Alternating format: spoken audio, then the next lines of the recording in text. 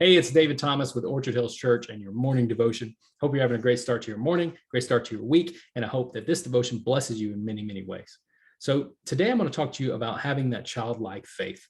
So this is a small continuation of my father's sermon from Sunday, May 1st. I highly recommend if you missed that, you go back and listen to it. If you did catch it, listen to it again. It was a phenomenal sermon talking about the friends and enemies of faith.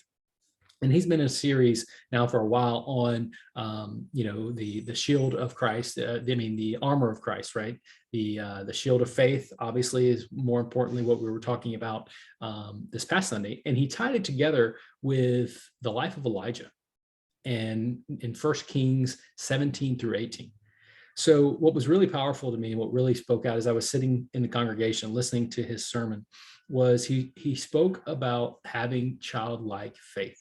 And it flashed me back instantly to the days where, I was young and I just had this childlike faith that, I didn't have any doubt that things were going to come to pass.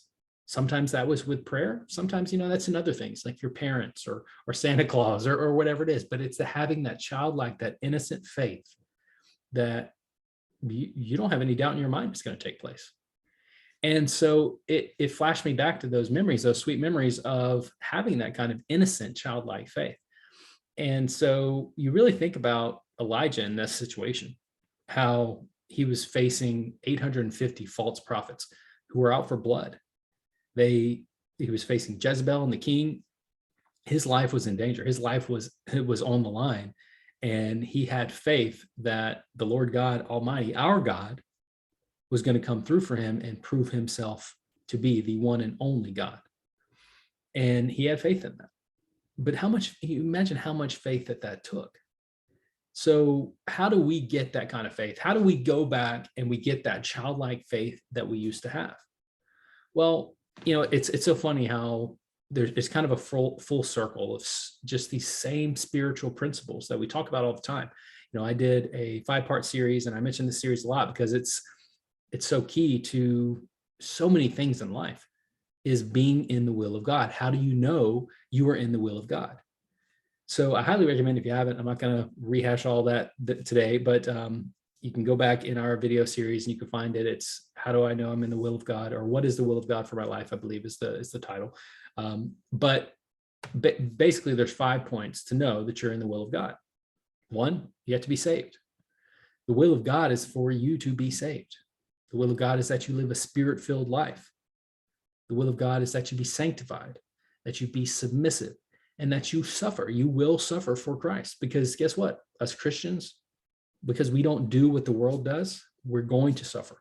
Whether it's in our job, whether it's just getting made fun of, snickers, and people talking about us behind our back and gossip and things like that. We are going to suffer in many ways, because we are Christians, and we don't do things the way the world does them. But if we do all of those things, we will be in the will of God. That's what the Bible tells us is the will of God for our lives. So guess what? If you are living your life according to those 5 principles, you can do whatever you want and know that the Lord is going to come through for you.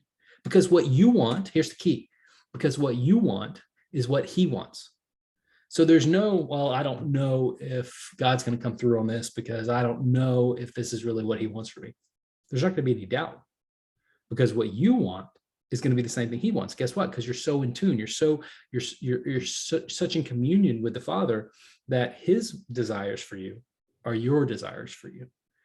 And so if you have a burning desire in your heart, all you have to do is ask and pray and have faith, that childlike faith, that God's going to come through.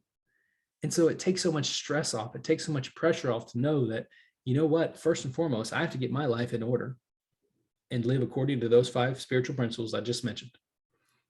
And then you don't have to worry about if God's going to come through or not, because He is, because His desires will be yours. And you can have that childlike faith. There should be no doubt in your mind. Like, so many times we say, well, you almost give God an out, that, well, maybe it's not His will for my life. So if He doesn't come through, it's okay, God, I won't hold it against you. He doesn't need our outs. So if you are living in his will, you can have that childlike faith, because what he wants is what you want, and he will always come through for his children. So have that childlike faith, trust in God, live your life according to his will, and don't worry about it. Do what you want. Take the stress off, because you will be in communion and one with the Father. All right. So I hope you got value from this. I hope this definitely spoke to you today. If it did, please like, comment, share this with others. We want to reach as many people as possible and share these messages with them. So thank you again, David Thomas, Orchard Hills Church. God bless, and we'll talk soon.